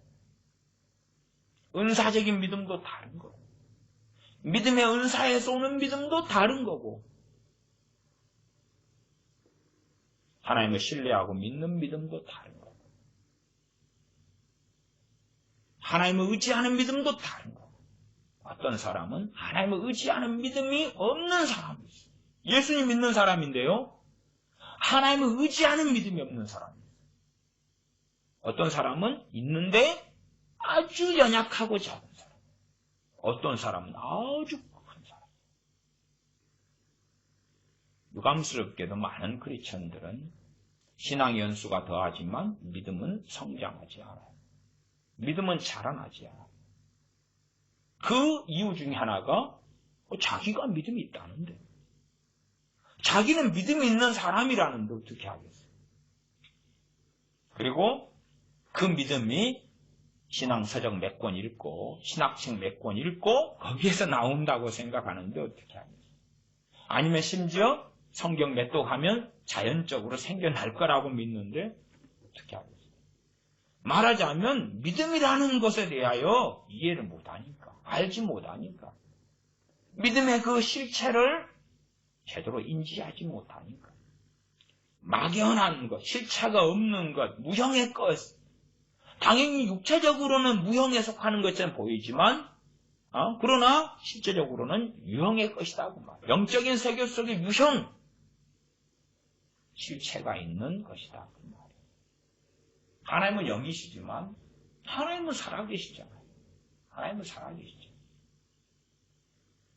성경에서 말씀하는 하나님의 말씀도 이 육에 속한 걸로 주로 이야기하지 않아요. 다시 말하면 물질적인 것을 이야기하지 않아요. 하나님 말씀 이것이 이 책에 있기 때문에 야 이거 성경책이야 그렇게 말하지 않고 항상 살아있고 영원한 하나님의 말씀이거든요. 이 성경책으로 안 나왔을 때도 하나님의 말씀은 하나님 입에서 나올 때부터 항상 살아있고 영원한 말씀이 된 것이고 우리 주님께서 하신 말씀을 나중에 요한 사도가 기록하고 사도 바울이 기록하고 마가가 기록하고 의사 누가가 기록하고 그렇게 안 했을 때도 주님께서 하신 말씀은 그때부터 이미 항상 살아있고 영원한 말씀이 된 거예요. 실체가 있는 게 되었다고 말이에요. 두루마기에 파피루스에 이 페이퍼 종이에 쓰여지고 인쇄되고 아니면 필사됐을 때에 존재하는 게 아니라 근원적으로 눈에 심지어 보이지 않는다 할지라도 말씀이 그렇다고 말이에요. 하나님 말씀이 살아있다. 살아있는 말씀을 누가 경험하느냐? 아니면 살아있는 말씀에 대한 믿음을 누가 가지고 있느냐? 말씀 살아있는데요. 자, 퀴즈 낼게요. 1번 하나님 말씀은 죽었다. 2번 살았다. 1번이에요. 하나님 말씀 살았어요. 그러나 1번을 맞힌다 해서 말씀이 살아있는 것에 대한 믿음은 가지고 있느냐 그럴 때 가진 사람들은 별로 없다 그 말이에요. 그냥 동의를 하는 거예요. 동의를. 지적 동의를 하는 거예요. 말씀이 살아있어요. 성경에 나왔더만요. 들은 풍월이 있어요. 정말 너는 하나님 말씀 살았다는 걸 당신은 믿습니까? 믿는다고 하면 안 될까요? 난 믿는 것 같은데요. 같은데요? 같은데요까지 가면 안 믿는 거죠. 아니면 믿고 있을 수 있지만 너무나 연약한 것이죠. 예시로 이야기하면 초코파이를 하나 사 먹는데 200원 든다고 합시다. 200원 있어야 초코파이를 사 먹어요. 근데 연약하고 적다 그 말은 10원 있어요. 10원. 10원 가지고 초코파이를 못 사 먹어요. 왜? 10원의 능력 가지고는 200원이나 하는 초코파이를 사 먹을 능력이 안 되니까. 그러나 있긴 있죠, 돈이. 10원. 200원 초코파이를 못 사 먹어. 하나님 말씀은 살았어요. 믿는다 그 말이에요. 너무 연약하고 미미하기 때문에 말씀이 살아있는 능력을 누리지 못하는 것이. 날이 제가 사는 동네는 좀 더우니까 그러면 이제 온도가 한 25도가 돼야지 시원하다고 합시다. 30도. 에어컨을 29도에 맞춰놨어요. 29도로 에어컨이 돌아가면 안 시원할 거 아니에요. 분명히 에어컨은 돌아가는 거예요. 30도에서 돌려가지고 29도로 1도를 떨어뜨리는데 25도가 돼야지 괜찮다 그러면은 그건 뭐 능력이 있긴 있지만 미미하고 작은 것이죠. 그런 것처럼 하나님 말씀이 살았다. 믿어요. 안 믿는 것도 문제고 믿는다 그래도 미미하다. 별게 없다. 초코파이 200원어치 사 먹을 정도까지 없다 그러면 내가 누리고 말씀의 역사와 능력을 누리는 것은 별거 없잖아요. 문제는 자기의 별것 없는 것으로 하나님을 졸라대는 것이죠. 너가 그 믿음이라면 초코파이 사 먹으려면 200원이 있어야 돼. 나 10원밖에 없어. 이걸로 어떻게 되게 해줘요, 하나님. 10원으로 이거 해결될 수 있도록 200원짜리 초코파이 내놔요. 10원 믿음으로 가능하게 해줘요. 주님께서 칭찬하신 믿음의 사람이 몇 명 있었지요? 한 명은 어느 백부장이 있었고, 한 명은 혈루증 앓는 여인도 있었지요. 백부장에 대해서는 이스라엘에서 이만한 믿음을 만나보지 못했다 그러죠. 병든 하인을 위하여 주님께 병든 하인의 치유를 구하였던 어느 백부장. 그 믿음. 그러니까 이만한 믿음을, 이렇게 큰 믿음을, 이렇게 대단한 믿음을, 이렇게 확실한 믿음을. 학생들도 공부를 하지요. 그래서 지식을 가지고 있지요. 성적표가 있지요. 그러나 수준이 다 다르잖아요. 누구는 100점, 누구는 99점, 누구는 50점, 누구는 10점. 나 10점 맞는 정도의 지식을 가지고 있어요. 그걸로 충분한가? 10점으로 통용될 수 있는 데가 있겠지요. 어딘가. 그러나 통용 안 되는 데는 많겠지. 믿음은 그렇게 실체가 있다고 말. 비유한다면, 물건으로 한다면, 금으로 해도 무게가 다 틀릴 거 아니에요. 금반지의 무게가 틀리고, 골드바가 있으면 그게 틀릴 거고. 그런 것처럼 믿음이 아주 적고 작다면, 그게 역사한다 해도, 무슨 열매를 얼마나 맺을 거냐, 그 말이에요. 농사 지을 때에, 누구는 한 평 농사를 짓는다. 누구는 1000평 농사를 짓는다. 그러면 열매가 같을 수가 없죠. 나도 농사를 지어요. 농사꾼이에요. 당신 몇 평의 농사를 지어요? 한 평요. 한 평 지어서 먹고 살 수 있겠어요? 그러니까 한 평을 지으나 마나 안 짓는 것보다 나을지 몰라도 그게 무슨 대단한 뭔가를 내겠냐 그 말이에요. 그래서 신앙생활 하는 사람들의 어떤 모습과 삶을 보면 믿음의 성장이 없어요. 성경 지식은 증가돼 갈 수도 있는데 믿음의 성장이 없는 거예요. 믿음이. 말씀을 알고 깨닫는 것은 무엇을 가져와야 돼요? 믿음의 성장을 가져와야 되는데 그걸 이해를 못해요. 왜? 믿음의 실체를 인식하지 못하고 알지 못하니까. 제가 말씀과 치유 집회를 하면서 이 집회를 통하여 주님께서 내게 전하라고 하는 메시지 가운데 하나가 믿음에 대한 말씀이구나 하는 것을 전에 말씀과 치유 집회를 하면서 전했던 적들이 몇 번 있습니다. 그래서 믿음 설교는 여러 차례 말씀과 치유 집회를 한국에서 7년 6개월 하는 동안에는 여러 차례 했던 것 같아요. 그만큼 이제 믿음에 대한 이해를, 믿음에 대해서 잘 자각하지 못하는 그러한 일들이 빈번하게 벌어지는 것을 보아왔습니다. 야고보서 1장 6절로 돌아가면 오직 믿음으로 구하고, 믿음으로 구하려는데 사람들은 생각하는 거예요. 자기가 믿음이 없는데 믿음으로 구하고 했으니까 믿습니다. 믿습니다. 믿으려고 애를 쓰고 믿습니다. 그리고 믿음으로 구하고 있다고 생각하는 거예요. 그냥 믿고자 하면 믿을 수 있다고 생각하는 거예요. 믿음도 없는데. 그래서 참 놀라운 일이다. 대단한 일이다. 그러면 다른 말로 앞에 인내로서 이야기를 해봅시다. 1장 4절에 인내로 온전히 이루라. 그러면 이 인내를 이제 뭘로 비유하냐 그러면 우리가 상추를 심어요. 상추를 이제 씨를 뿌렸어요. 그러면 씨를 뿌린 다음 내일 상추를 뜯어 먹을 수 있어요, 없어요? 뭐가 필요해요? 인내가 필요하죠. 상추 그 씨를 믿음으로 비유할 때에 물을 주어야지 시간이 하루가 지나고 이틀이 지나고 한 달이 지나고 두 달이 지나면서 이거 상추 이제 뜯어 먹어도 될 것 같은데 이파리 몇 개 뜯어서 상추 쌈 해 먹을까? 삼겹살 싸 먹을까?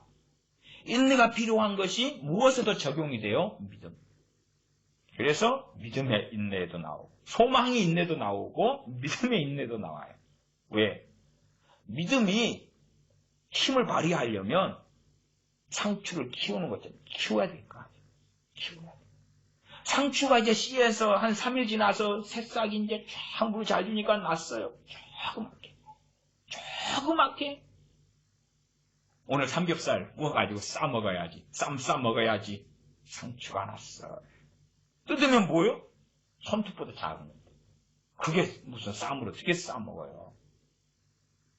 믿음이 그 작은 것까지 어떻게 못하니까.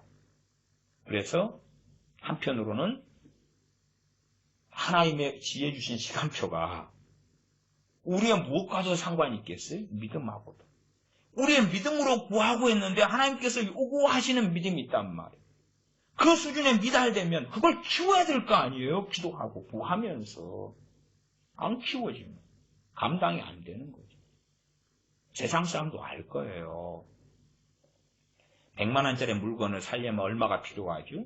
100만 원이에요. 자동차를 사려면 그 자동차 종류에 따라서 그만큼의 액수가. 집을 사려면 집의 종류와 액수에 따라서 그만큼 필요할까. 핸드폰을 사려면 기종에 따라서 그만큼의 돈.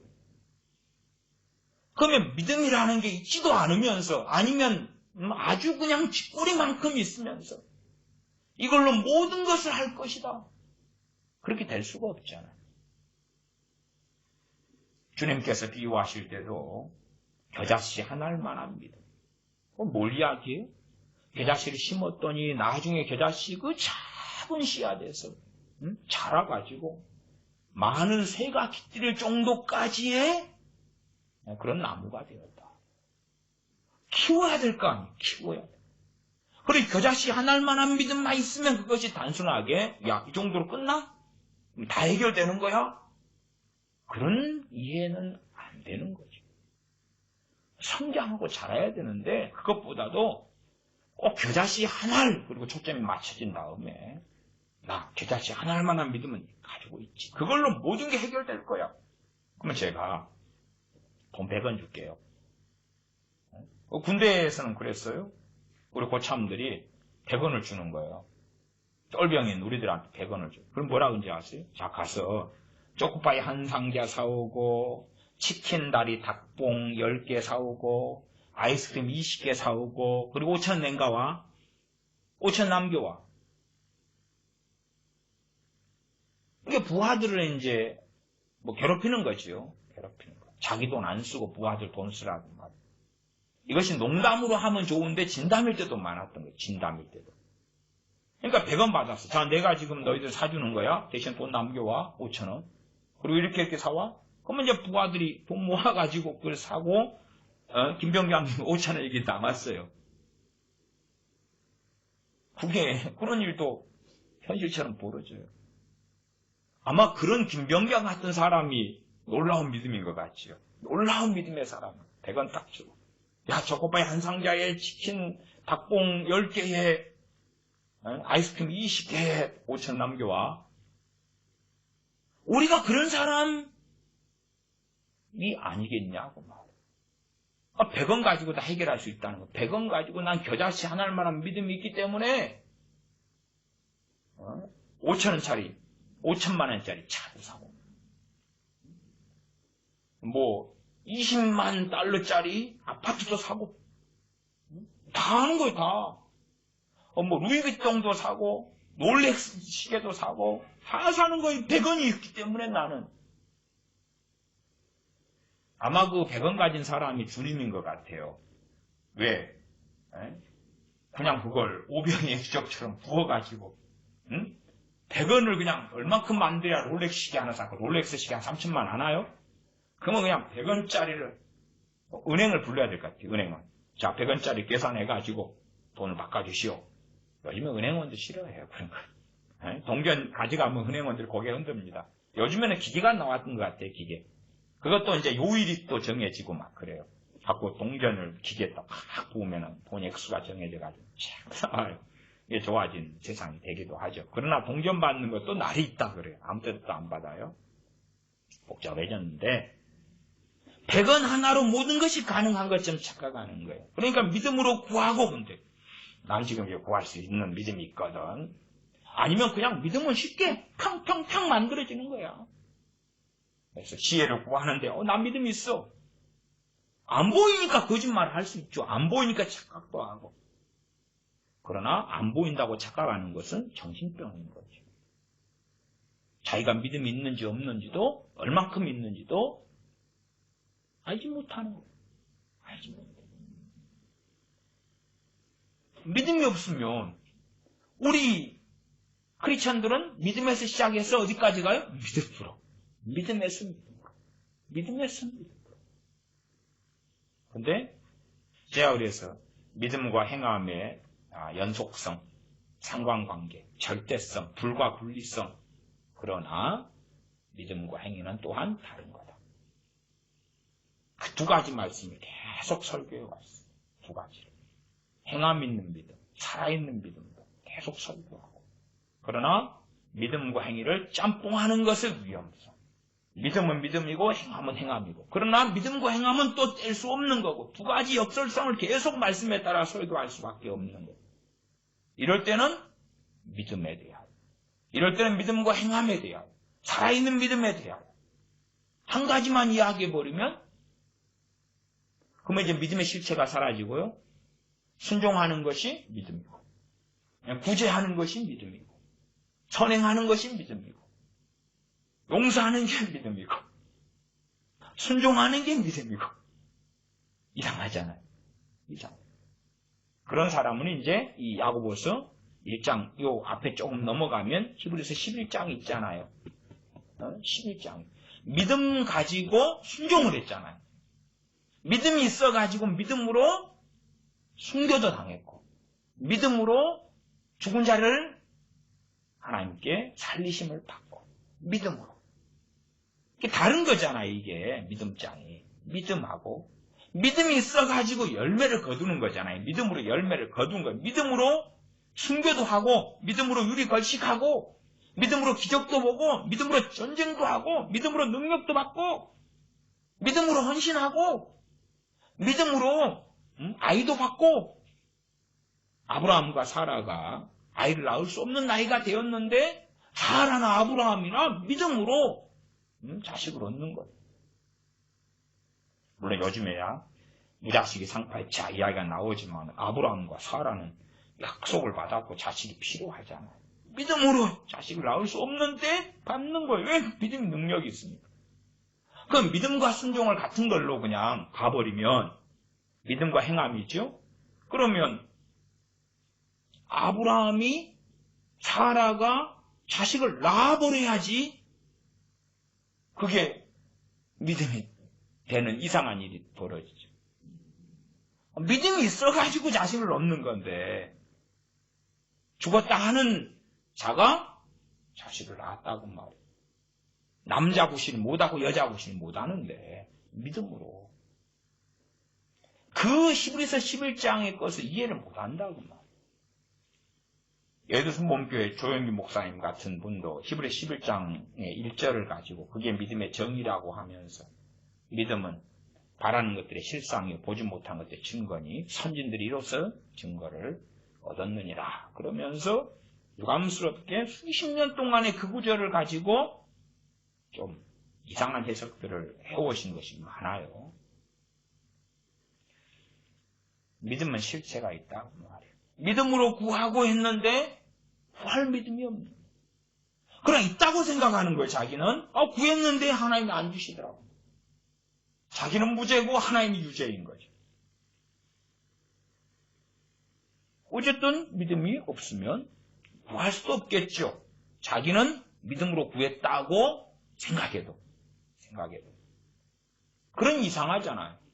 로마의 백부장은 그 말할 수 없이 대단한 믿음을 가졌는데 왜 하나님의 백성으로 태어난 유대인들이 말씀을 그렇게 상고하고 말씀하고 회당에서 배우고 상고하고 듣고 살아온 유대인들은 믿음이 없었냐? 희한하죠. 꼭 우리 크리스천들하고 얼마나 닮은 꼴인지 모른다. 그 말이에요. 1장 6절 오직 믿음으로 구하고 조금 더 의심하지 말라. 반면 그렇게 생각할 수 있어요. 믿음과 의심은 적이지요. 반대편에 있는 거예요. 반대편. 그러니까 안 믿어지는 것이 다른 말로 의심이죠. 믿으려고 하는데 안 믿어지는 거예요. 믿으려고 하는데. 믿음이 역사하면 뭐가 생겨요? 담대함이 생기죠. 확신이 생기죠. 그러나 의심이 있으면 확신도 없고 담대함도 없죠. 간구 기도는요, 일반적으로 어떠한 특정한 기도의 제목을 가지고 반복적으로 하는 기도죠. 간구니까. 1시간을 그 기도를 가지고 간구한다. 갈멜산에서 엘리야 선지자가 간구한다. 하늘문이 열리게 간구한다. 간구 기도죠. 그건 같은 기도를 반복적으로 하는 거죠.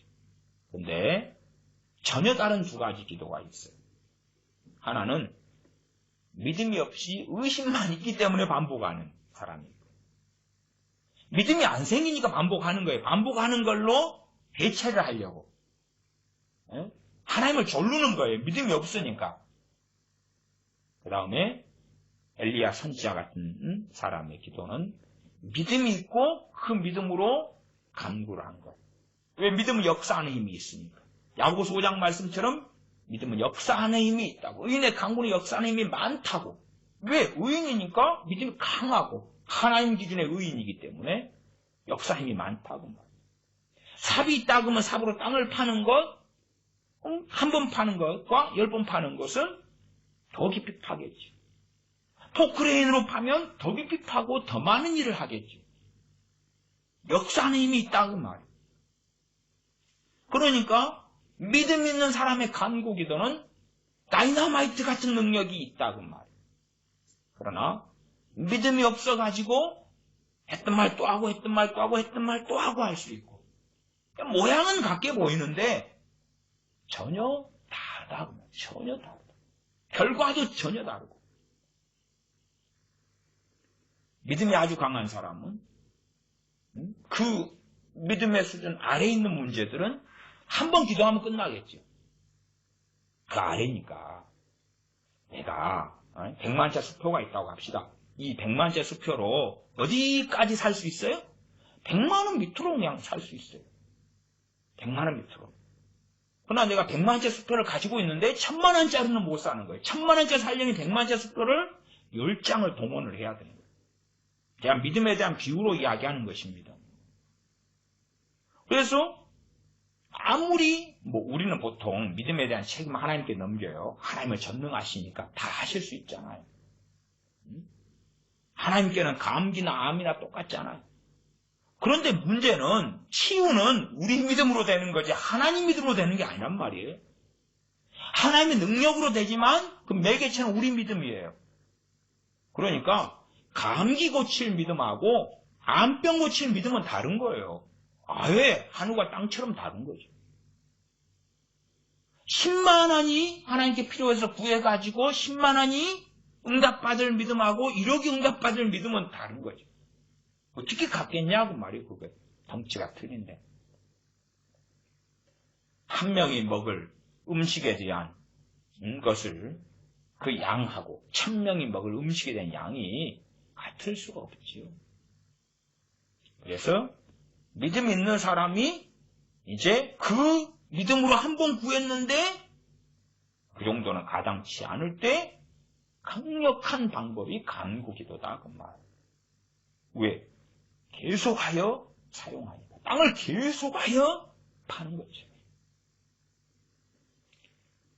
그래서 유감스럽게 1장 6절에서도 문제가 되는 사람은 굉장히 많아요.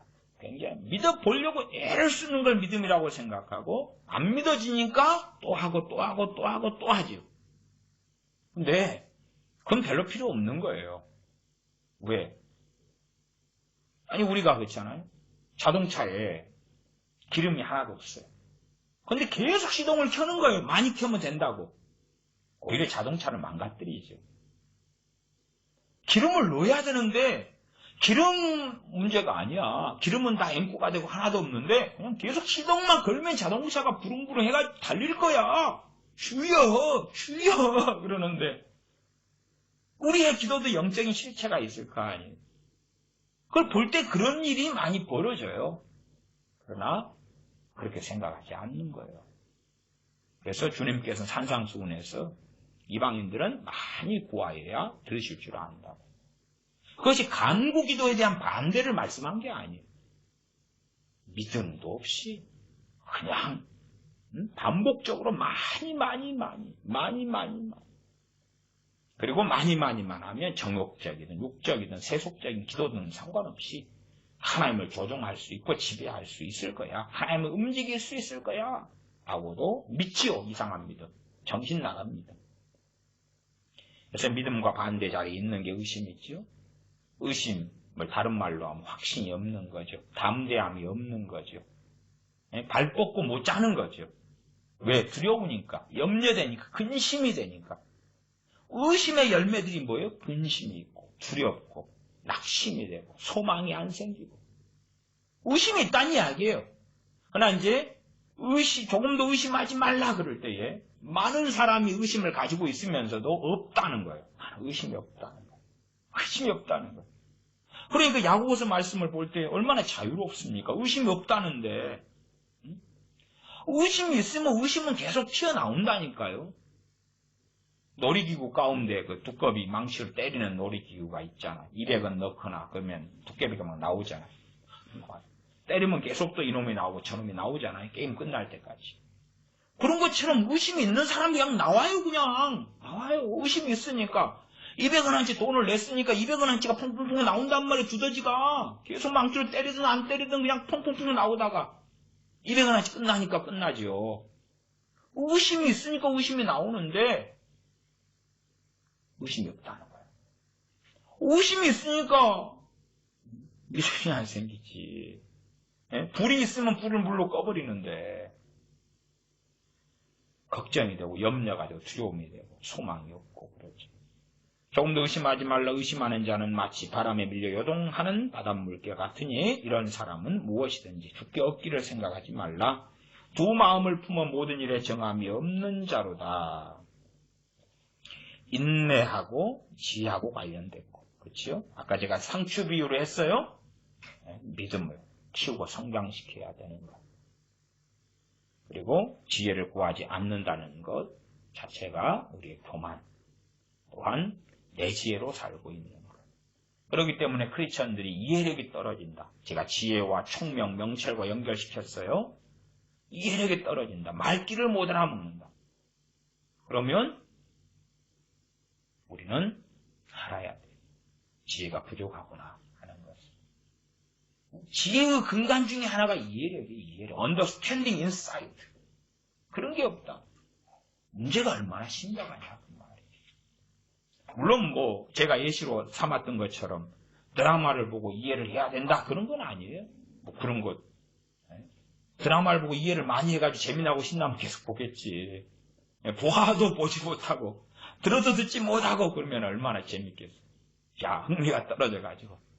그러나 말씀을 보는데 이해가 더 깨달아지면 말씀이 더 재밌네. 그럴 거고. 이해력이 좋으면. 나는 근데 솔직히 말해서 이 영화관에 애들을 간혹 데리고 한국에서 다녔는데 쟤는 의심될 때가 많아요. 제 논리상. 왜 저런 대사들을 작가는 만들었지? 왜 저런 대사가 저기에 튀어나와야 되지? 그런 궁금함 생기가 엄청 많거든요. 그래서 저는 결론을 많이 내리죠. 작가가 멍청한 거야. 아니, 사실 제가 멍청할 수도 있어요. 훨씬. 왜냐하면 작가의 논리로는 저게 맞는데 내 논리로는 저 말을 왜 저 주인공은 저기서 해야 돼? 이해할 수가 없어. 그런 게 저는 굉장히 많거든요. 나중에 이제 내가 맞았는지 작가가 맞았는지 한번 연구 검토해 봅시다. 감독, PD가 맞았는지. 근데 어쨌든 이해를 못해요. 이해를 못하니까 다 재밌진 않아요. 왜? 조금만 10분 지난 다음에 뭐야? 왜 저런 대사를 저기서 해요? 안 맞잖아 저게. 그래서 영화를 보고 난 다음에는 애들한테 막 이야기를 해. 야야 몇 분의 저게 아니잖아. 저게 말이 좀 이상한 것 같아. 그러면 이제 교회 애들은 저한테 뭐라 그러냐고 막 목사님 재미로 보세요. 재미로. 재밌잖아요. 재밌잖아요. 아니 저것이 의문이 안 풀리니까 재미가 없잖아. 재미로 보세요. 그걸 다 그런 식으로 따지고 나면은 그 따지기쟁이나 되지. 재미가 뭐가 있어. 아니 근데 논리에 맞아야 되잖아. 제가 이해를 못하는 거겠죠. 그런 지혜를 이야기하는 건 아닐 거예요. 그런 지혜를. 하나님 앞에 살아나가는데, 그렇지. 그러나 우리가 하나님 앞에 살아나가는데도 우리의 삶하고 신앙생활은 뗄래야 뗄 수가 없잖아요. 우리의 삶의 자리에서 하나님께 부르심 받은 거기 때문에. 나의 직장과 나의 가정과 나의 삶의 자리에서 하나님께 부르심 받은 거고 거기에서 그리스도인으로 살아야 되기 때문에 거기에서 지혜 받는 건 당연하게 있어야 될 거다 그 말이에요. 그러나 거기에서 지혜를 구하지 않고 살아간다. 아니면 구할 일도 없다. 구할 일도 없다면 나는 정말로 교만한 사람이고 아집에 쌓여있는 사람이라는 것을 생각을 해봐야 되는 것입니다. 왜냐하면 우리가 그렇게 똑똑하고 잘났으면 잠언에 그렇게 많은 분량의 하나님께서 지혜에 대한 말씀, 명철과 총명에 대한 말씀 하실 리가 없지요.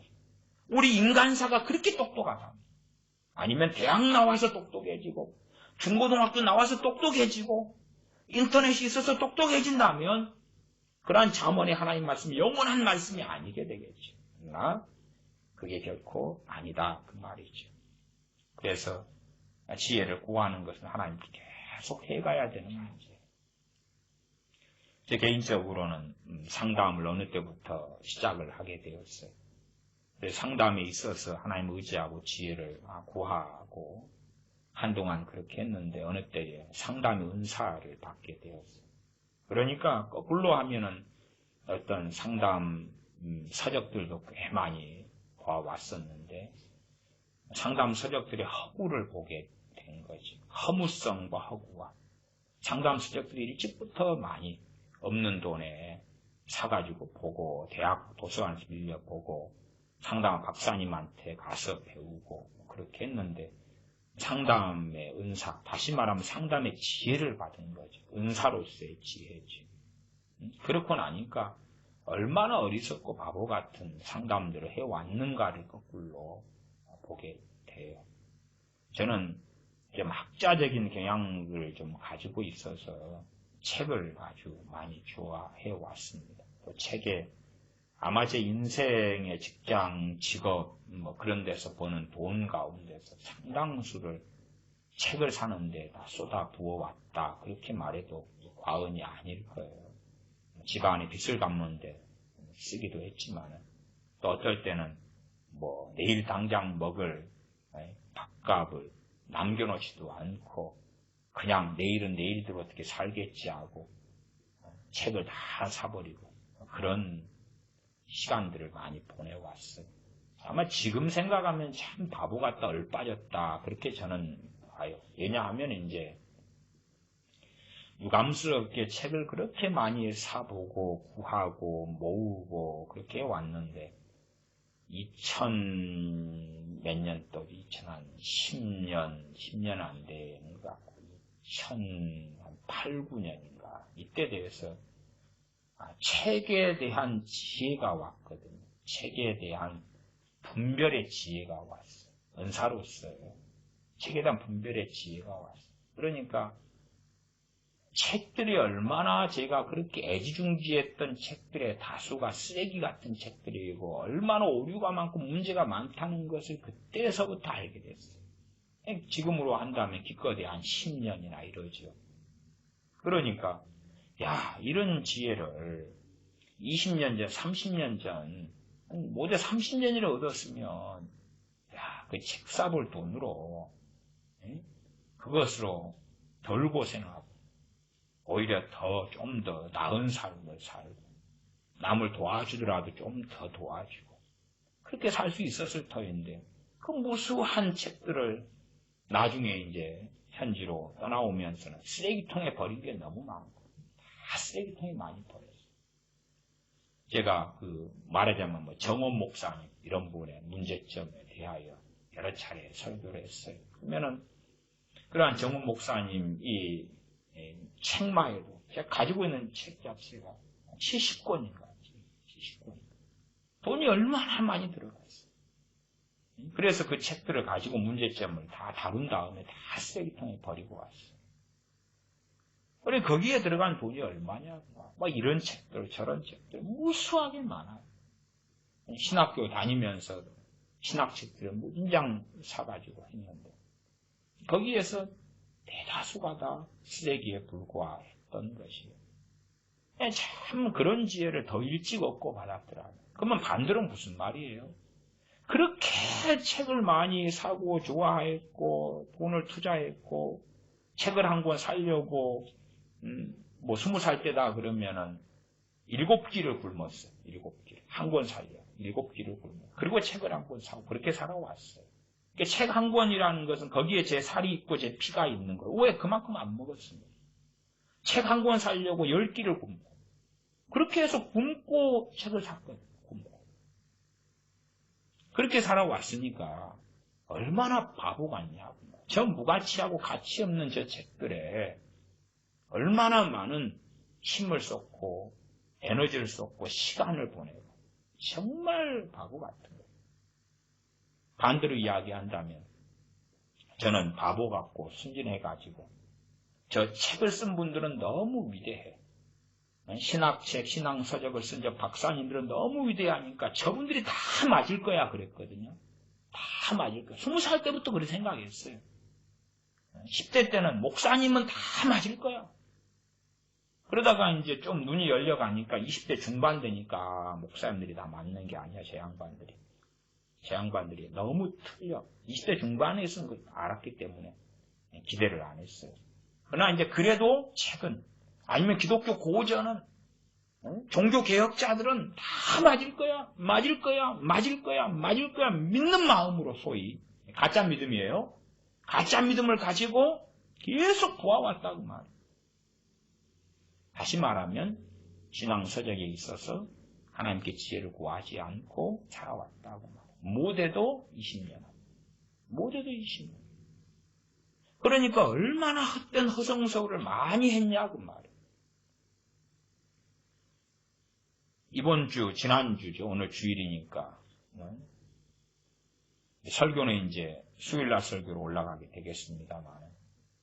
그래서 뭐 한 주간만 해도 책을 한 2권 봤어요. 그러나 결국은 뭐 쓰레기책이에요. 쓰레기책. 한국에서 애를 써가지고 구입해서 한국 가는 동안에 사놓은 책들을 한 보따리를 또 들고 들어왔는데, 그것도 무게가 또 초과돼가지고 추가 요금까지 10만 원씩 내가면서 책들을 끙끙대고 들고 들어왔는데, 나 다수가 쓰레기책이에요.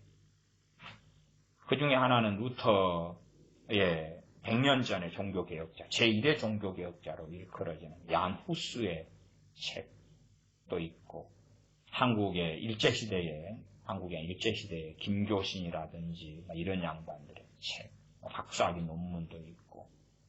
근데 지난주에 읽었던 책들이 쓰레기책이 돼가지고, 진짜 이런 책을 뭐 하려고 샀을까? 또 실제로 저는 책을 살 때 그냥 간단하게 사기보다는요, 서점에 있으면 일주일에 하루씩은 서점에 많이 시간을 보내면서 많이 읽어보고 사요. 많이 읽어보고 야, 좋구나. 그리고 사요. 근데 놀라운 것은요, 항상 경험하는 거예요. 항상 그런 경험이 수백 번이 넘는다고 말이에요. 바보같이.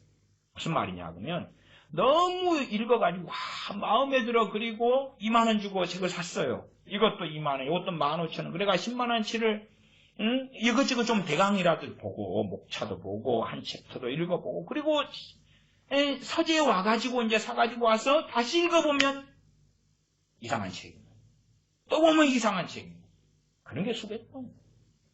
그러니까 얼마나 바보 같냐고 말. 근데도 또 그래요. 오히려 그냥 기도생활 하다가 아무 생각 없이 책을 집어와요. 아무 생각 없이. 서점에 가서. 그렇게 안 들다 보고. 그냥 그렇게. 우연처럼. 그런 책들이 좋은 책들이 다수였고. 진지하게 내 머리를 굴리면서, 이거 제목 좋고, 저자 좋고, 작가 좋고, 내용이 내 마음에 들고, 그래가지고, 좋아. 그리고 서점에서부터 밑줄 쳐요. 어차피 내가 살 거니까. 그리고 나는 이제 서점 사장님하고 잘 아는 관계이기 때문에 뭐 상관없이 밑줄 긋고, 내가 이거 사가니까 접고, 밑줄 긋고 막 해가지고, 좋다. 그리고 이제 10% 할인 받아가지고, 이렇게 눌러랄랄. 그리고 서재로 가져와서 다시 펼쳐가 읽으면 아닌 거예요. 그런 게 수백 번이 넘어요. 얼마나 바보 같냐, 그날. 그런 게 이제 한 2008년이나 되니까, 그 부분에 하나님께 지혜를 주셔가지고, 그래서 이제 책을 보면, 100% 다는 아니어도 틀린 거, 문제되는 거, 잘못된 것을 쉽게 이제 분간하는 지혜를 얻게 되었어요. 정말로 허송세월들을 많이 해오는 거예요. 우리의 삶에는 많은 지혜가 필요하고, 그러나 어리석게도 저같이 일찍부터 지혜를 구해왔던 사람이라도, 내가 생각했던 부분의 지혜는 구하고, 다른 부분의 것들은 많이 구하지 않는 거예요. 내가 필요했다고 생각하는 영역의 지혜인데, 다른 영역들은 다 잊혀지고 내 지혜로 살고, 내 명철로 살고, 내 총명으로 살고. 그러면 허송세월과 헛된 시간들, 낭비된 시간들을 너무 많이 보내오는 겁니다. 기도하겠습니다. 아버지 하나님, 너희 중에 누구든지 지혜가 부족하거든 후히 주시고 꾸짖지 아니하신 하나님께 구하라. 그리하면 주시리라 말씀하신 것을 봅니다. 이러한 말씀들을 잘 이해하고 깨닫는 가운데 우리의 총명과 명철과 지식을 의지하지 아니하고 겸비함으로 하나님께 엎드려 하나님께 지혜 구하는 삶을 살 뿐만 아니라 우리가 믿음에 있는가, 믿음을 가지고 있는가, 그러한 지혜를 받을 만큼의 믿음이 있는가 혹은 인내하면서 하나님 앞에 엎드려 하나님을 의지하고 의리하면서 정말로 내 지혜를 의지하지 아니하고 겸비함 속에서 인내함으로 오래 머물고 있는가, 혹은 지혜를 구하지만 내 영광과 내 행복을 위하여, 내 만족을 위하여 정욕의 길을 걸어가면서 하나님께 지혜를 구하지는 않는가 살펴보는 지각을, 이해력을, 깨달음을 우리들에게 주시옵소서. 그리하여 우리가 지혜를 구하며 살아갈 때에 하나님께서 우리들에게 주시는 지혜들이 풍성해지는 것을 겪고 누려서 죽어버린 신앙이 아니라 살아있는 신앙 믿음을 가진 하나님의 자녀로 발견되게 하여 주시옵소서. 우리 주 예수님의 이름으로 기도하옵나이다. 아멘.